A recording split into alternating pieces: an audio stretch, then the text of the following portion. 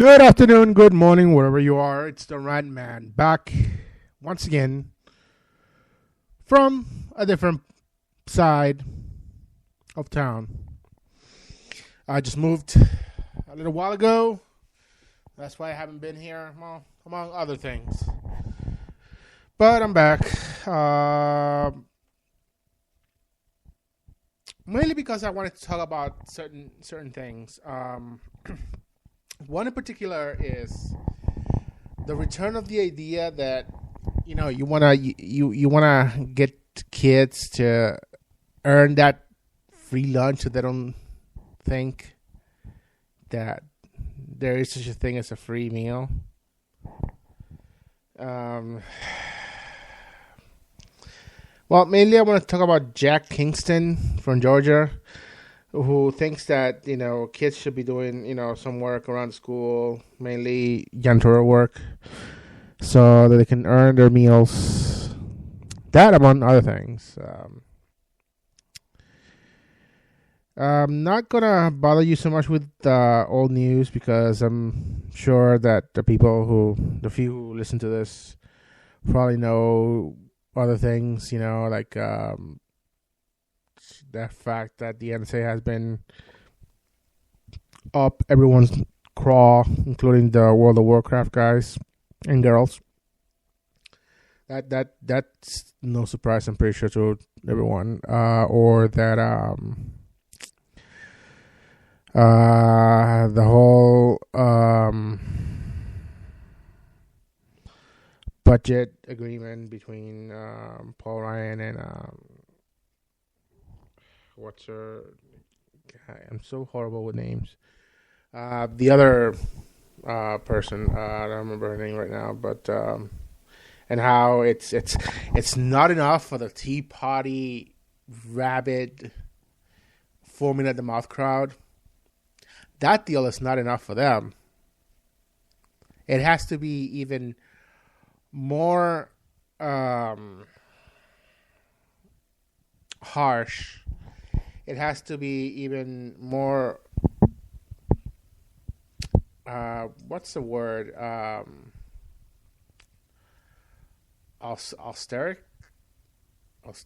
I don't know if that's even. I mean, is that even a word? In other words, it has to screw the poor over more, and empower the rich even more. That's the kind of budget they want. Even though a lot of these people, are living on Social Security and some on food stamps, some on a lot, I should say, on Medicare. It just surprises me how not just how, but the type of people that actually cheer on these politicians, especially the ones that push for more austerity. They push for more wars. That's another thing. The whole peace agreement that the Republicans wants to screw up.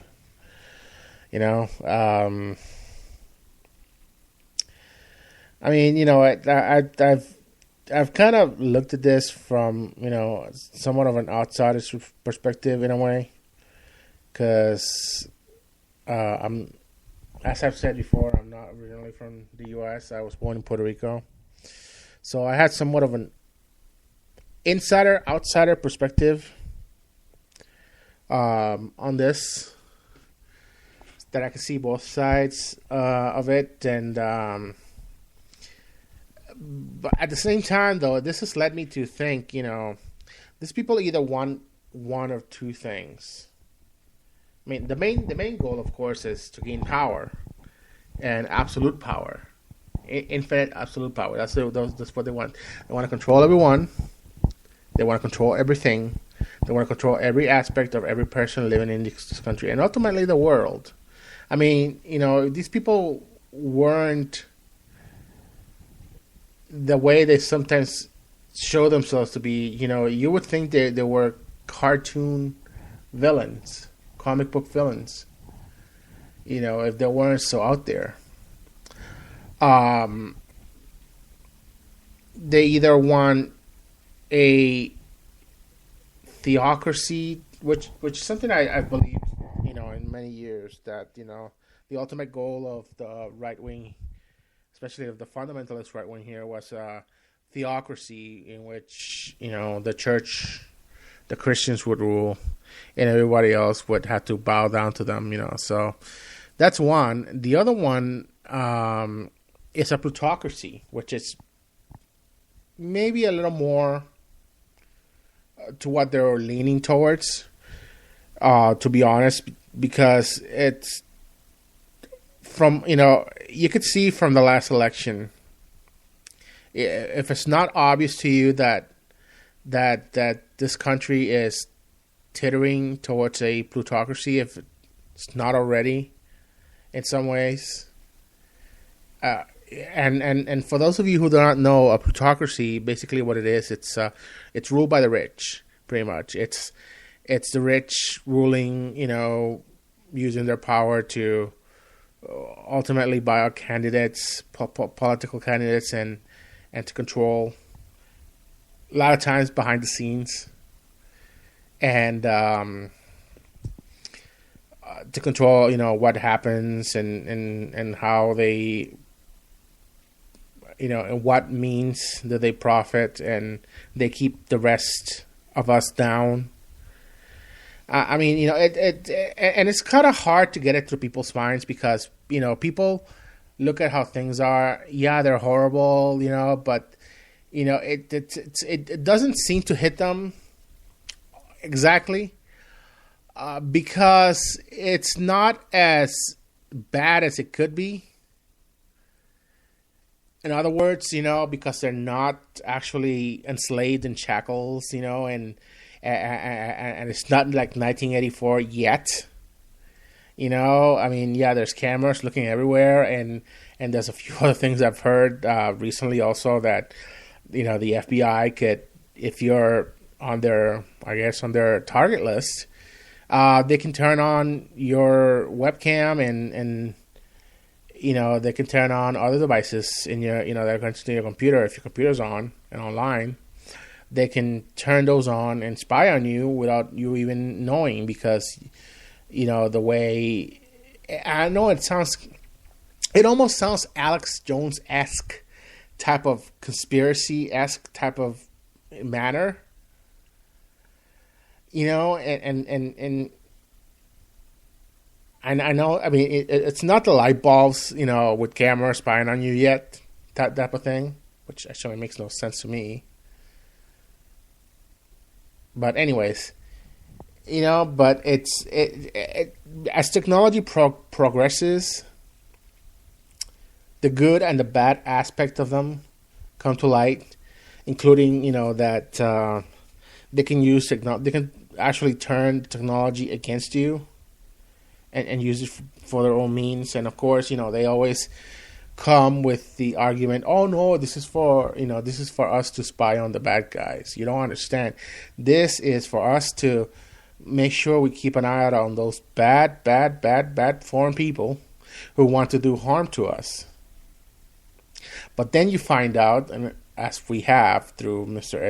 Edward Snowden, that they're not just spying on the so-called bad guys. And when you give any individual or any individual agency too much power, they always abuse it every single time without hesitation. Why? Because it's run by humans, and humans are faulty. We have our wants, desires, needs, and our primitive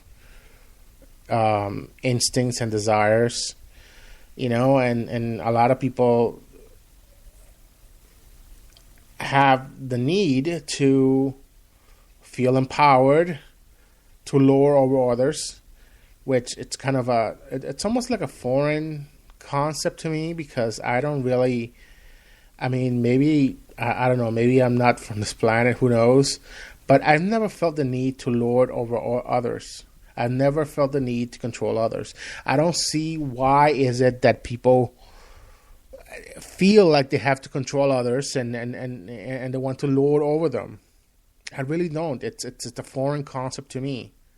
You know, I'm the type of person who just wants to live his life with my, I guess you could call them, you know, my toys, you know, my computer, my TV, my consoles, you know, my video games and you know, my desires to create video games. You know, I would like to make a living off of it. You know, it doesn't have to be, I don't have to become super freaking rich, but I would like to make a good living out of it to, you know, to live comfortably. But I've never felt the need to, you know, build something. And, you know, maybe that's why I haven't reached my goal towards anything, is that I don't have that type of driven ambition that a lot of these people seem to have. And sometimes that's a good thing. Sometimes that's a bad thing, because it drives you to other things, which, of course, you know, interrupt the flow of others' lives, like these politicians do. Their ambitions are so high and so deep and so big that they end up hurting others, whether intentional or not. So, you know, getting off that tangent and going back to the main point that I was getting at, you know, it seems that, you know, you're getting spied on constantly from every single angle. I mean, you could see it on the streets. You know, it's when you walk, you see the cameras pointing, you know, the traffic cameras. There's every single private store or that you go to, you know, whether it's a supermarket, whether it's a retail store, whatever, has cameras. There's barely any place that you can get away from a camera. And to think that one or two single entities has so much control and power that they can spy on you wherever you are, monitor you, identify you, and that's another thing that leads to the next point. That I had been reading a story about how they're targeting so-called provocateurs in this country, people who maybe talk against the establishment. That's not just Orwellian. That's deeply Orwellian. You know, that the idea that you have to protect this entity called government at all costs against the people, and that they know what's best for the people. The people don't know what's best for themselves. They do. They know what's best for the people. Because, and I understand, you know, this goes against a lot of things that I've said before, that, you know, there's a lot of people in this country who are so lame and so idiotic that they're, you know, two ham sandwiches away from a picnic, and whose IQ you can count on one hand. I understand that. You know, I see them all the time. You know, I see them all the time in here. But at the same time, you know, that doesn't mean that there should be one single entity, you know, and or a set of entities that controls everybody. Because when you have that much power concentrated on so few individuals or so few entities, they tend to abuse it really, really, really, really. I mean, you have no idea how easily they tend to abuse. I mean, you know, from all that Edward Snowden has revealed, you know, they're spying on sex phone calls of a lot of the soldiers too. I mean, you would think that the soldiers would be one of the few who had some privacy, but no.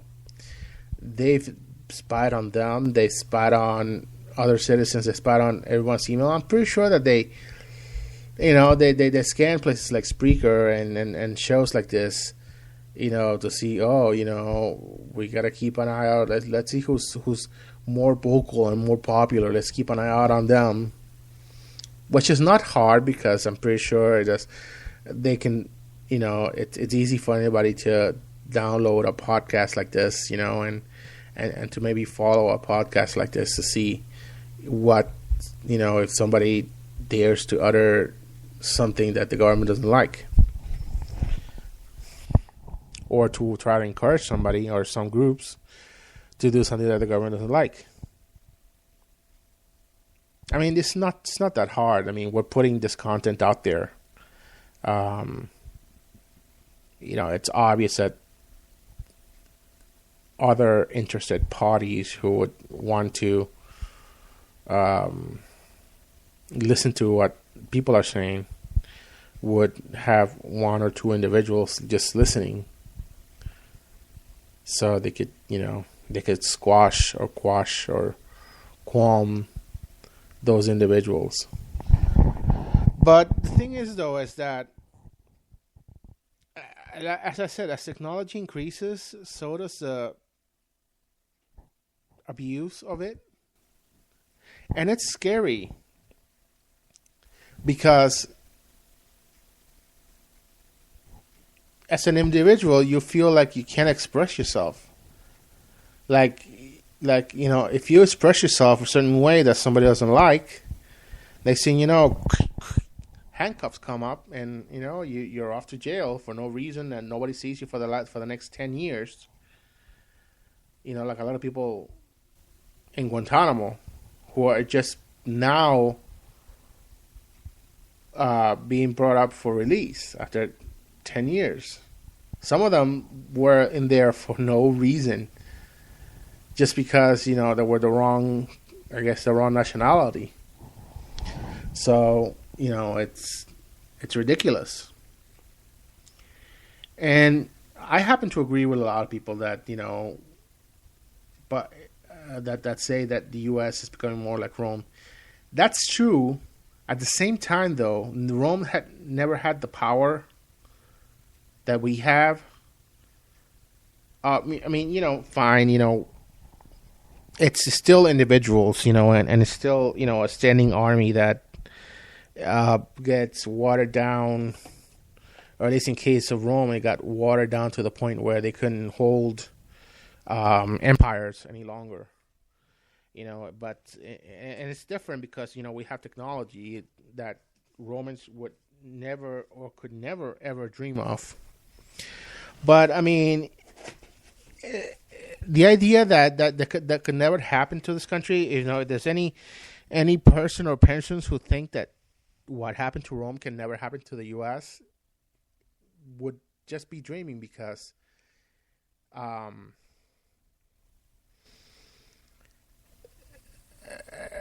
the whole world is not going to just lay down for us. I mean, why do you think, like, for example, if we're so worried about the proliferation of nuclear weapons, why haven't we gone after North Korea? They threatened us when Kim Jong-il was alive. They threatened us almost on a weekly basis.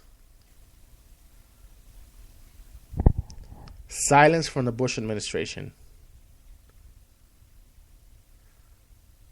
And I understand that, with Kim Jong-un, it's almost a different story because the kid's so freaking young and he's running a whole country. So a lot of people just look at it like, it's Junior, it's Junior with his dad's, it's Junior with his dad's pants trying to, trying to show that he's boss, but he's not. But the thing is, though, is that it's counter to what we always say or what we said, especially when we were, knee deep into Iraq. And, even after we didn't find the weapons of mass destruction, they still kept, cheering war and war, and now it's it's getting just as bad with Iran in certain ways, because even though they signed that peace treaty a while ago, the Republicans are still pushing for war with Iran. Why are they pushing for war in Iran? Even though Iran said, we'll let the UN inspectors in. All we want is peace. Why? It's very simple, because the Iraq war, for the defense contractors, made the defense contractors very, very, very, very rich. Do the math. It's very simple. If you have something that makes you billions of dollars, you want to keep the gravy train going. So that's why they're pushing for more wars. That's part of it. Part of it is that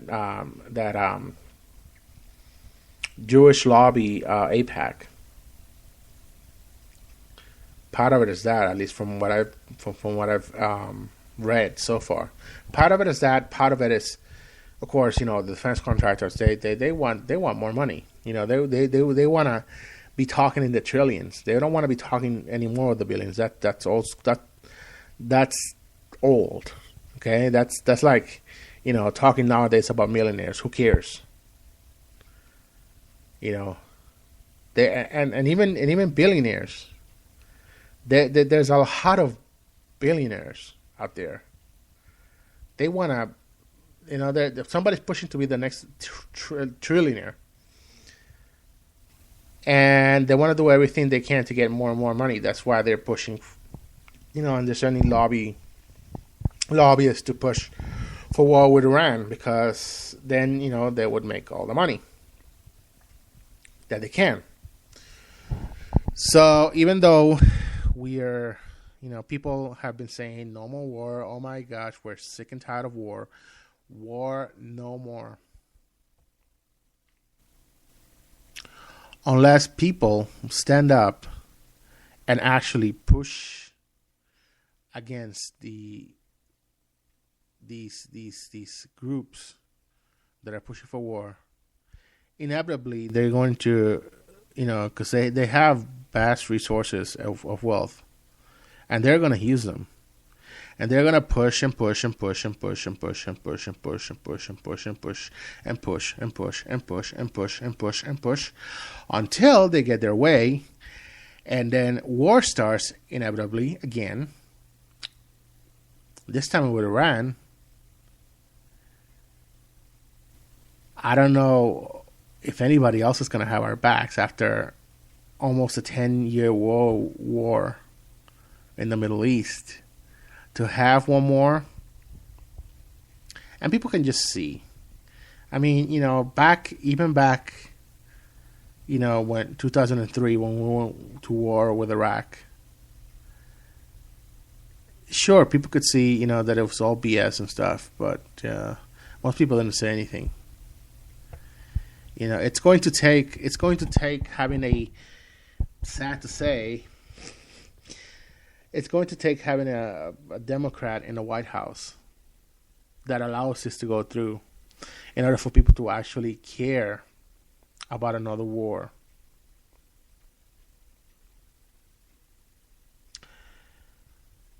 So, nobody's gonna say anything unless unless you motivate them correctly to actually stand up and say, we're sick and tired of war. We don't want another friggin' war with another country for no reason. We don't want to lose another 5,000 soldiers for no reason at all. And frankly, Iraq is more violent now than it was under Saddam Hussein. There's no argument there. It's more that region is more unstable. Because let's face it, Saddam, much like Castro, wasn't the most merciful, kind person in the world, but at least he knew enough to keep his country freaking stable. Even if it's not the stability that we think of, but now because there's no set ruler there. I mean, same thing was gonna happen if God's forbid, we go into another freaking war with another country. Because we're not going to win this one. Nobody's going to back us up. If you think anybody from another country, they're going to be some kind of a coalition to back the U.S. up, if these scumbag push us towards another war, nobody's going to have our back.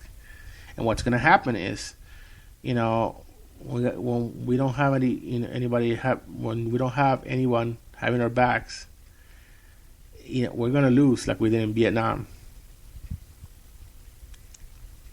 For nothing. For just for money and greed. It's just going to lead the country to get flushed down the toilet. So I kind of went off on another tangent.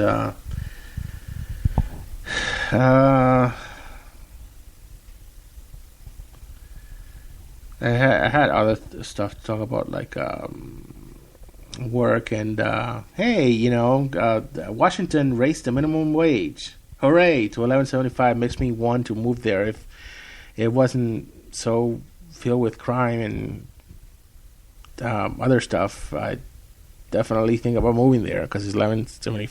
Jeez, just alone on that.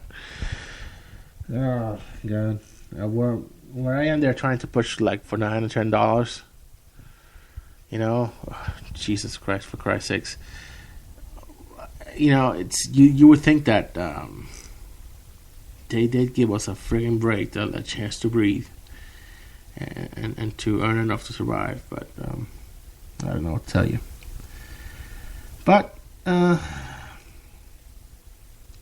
things move forward. I'm gonna try to do some more of these kind of 2.5 hours away from having gotten out of work. So it's one of those things I thought on the fly to do because I haven't done one in a long time, and I miss seeing those, small as they are, those numbers. Whenever I get on email messages from Spreaker saying, "Hey, you got this much listeners." I like that. I like people. I like to be able to voice my opinion and have people listen to it, whether they agree or not. At least they're open to another point of view. So, well, this is the right, man. Come back to do another one of these. I want to do a little more structured show. I might reboot this. I don't know, but we'll see. We'll see. Depending on how life and where life takes me, we'll see if I can reboot this show and actually do something more structured, more better. Like maybe how they used to have it on Air America or on other fledgling show. But in the meantime, it's just one man and his opinion, and this man is